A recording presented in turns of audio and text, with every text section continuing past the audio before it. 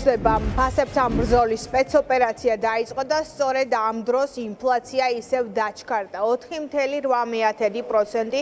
ეს არის საქსტატის მიერ გამოქვეყნებული მონაცემი წლიური ინფლაციის და შესაბამისად წლიურად ფასები იზრდება და თითქმის 5%-მდეა უკვე ინფლაცია. თვიურ ჭრილშიც თუ შევხედავთ, მხოლოდ იანვრამდე ბოლო ერთ თვეში არის გაზრდილი ფასები 1.2%-ით და ყველა მონაცემის მიხედვით სურსათი და ჯანდაცვა არის ის სექტორები, რომელიც ფასების ზრდაზე ახდენს ყველაზე დიდ გავლენას. ეკონომისტები ამბობენ, რომ ქართული ოცნების მეთოდები ფასებთან ბრძოლის ვერ გაამართლებს, პირიქით უკუ ეფექტი შეიძლება მოიტანოს და რომ არ მუშაობს მათ მიერ გადადგმული ნაბიჯები, სწორედ ამის დასტურია იანვრის ახალი მონაცემებიც.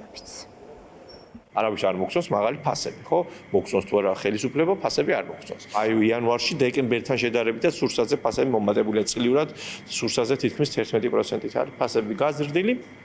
რაც კიდევ ერთხელ აჩვენებს, რომ ეს რაღაცა შეხვედრებით და კომისიებით ფასები არ შეიცვლება, ამას ჭირდება ბაზრის გახსნა, მეტი კონკურენცია. სოფლიო გამოცდილება არსებობს, რომ მსგავსი მეთოდებით ფასებთან და ინფლაციასთან ბრძოლა არ გამოდის და პირიქით უკუ შედეგებს იძლევა. ან დეფიციტი ჩნდება ბაზარზე, ან უხარისხო პროდუქცია, ან ფასები პირიქით უფრო იზრდება. თუმცა ეს რაღაცა ერთი კომისიის შექმნა, ხა მეორე კომისიას დაანონსდა ხო პარლამენტის და შეიქმნება, ძირითადად არის იმისთვის რომ აჩვენოს თითქოს რაღაცას მუშაობენ, რაღაცას აკეთებენ, რაღაც მოძრაობას აკეთებენ. 3.5 მილიარდიანი ხარჯვა ბიუჯეტიდან დეკემბერში. ეს არის დეკემბერში დაანონსებული ეს შეტევა ფასებზე და ეს ინფლაციის მაჩვენებელი, რომელიც იანვარში ავიდა ისევ თითქმის 5%-მდე.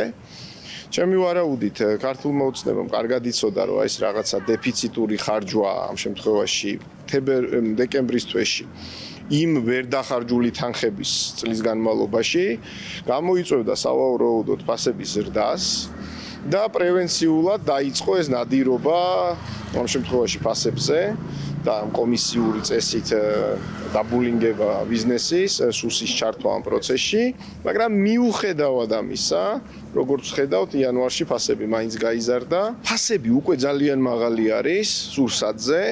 და ეს უკვე არის დიდი პრობლემა, ხო? ანუ რომც შემცირდეს პირობითად აპრილის თვეში ინფლაცია 1-2%-ზე, ეს იმას არ ნიშნავს, რომ ფასები გაიაფთა.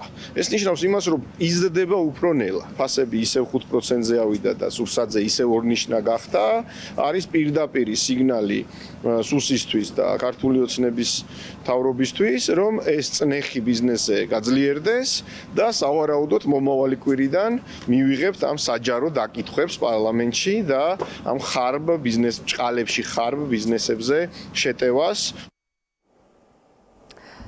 თუ შევხედავთ მონაცემებს, სურსათის ჯგუფში წლიურად ფასები 10.6%-ით არის გაზრდილი. ფასები იმატებს ფაქტობრივად ყველაფერზე, თევზეულზე, ხილზე, პურზე, შაქარზე, ხორცს პროდუქტებზე, ბოსტნეულზე, ზეთზე თუ რძეზე. დღეს ქართულ ოცნებას ვკითხეთ, როდის უნდა ველოდოთ მათი მოქმედების შედეგებს.